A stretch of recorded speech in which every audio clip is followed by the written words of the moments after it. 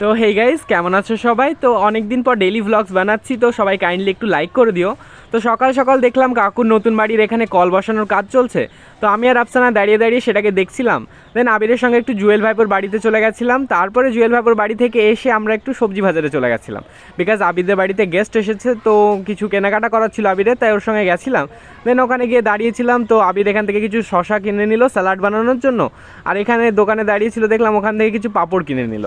তো সেখানে ওইটা সব কিছু কেনাকাটা কমপ্লিট করে আমি আর আবির হাঁটতে হাঁটতে আবিদের দোকানে চলে গেছিলাম। ওখানে একটু বসে তারপরে আমি ফাইনালি চলে গেছিলাম আমার ভাইপোর কাছে।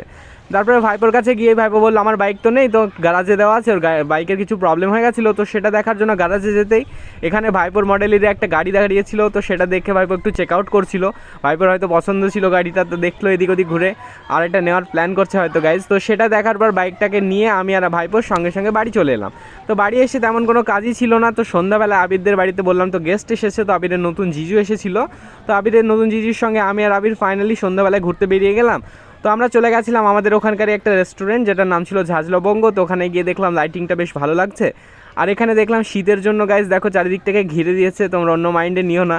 তো ফাইনালি আমি আর আবির আস্তে আস্তে ভেতরে ঢুকলাম। তো ভেতরে ঢুকতে দেখলাম কিছু কিছু লোক ছিল আর বেশিরভাগটাই ফাঁকা ছিল। তো হাঁটতে হাঁটতে আমরা এদিকে যাচ্ছিলাম আর লাইটিংয়ে বেশ অসম লাগছিল জায়গাটাকে। আর এখানে অ্যান্টিরিয়ার গেটের কাছে দেখলাম বেলুন দিয়ে সাজিয়ে রেখেছে, হয়তো আমাদের গ্র্যান্ড ওয়েলকামের জন্য এরকম করেছিল। তো আমরা ভেতরে ঢুকে পড়লাম। ভেতরে ঢুকে আবির এখানে প্রথমে মেনু কার্ডটাকে নিয়ে বসেছিল সিটিং জোন এরিয়াতে।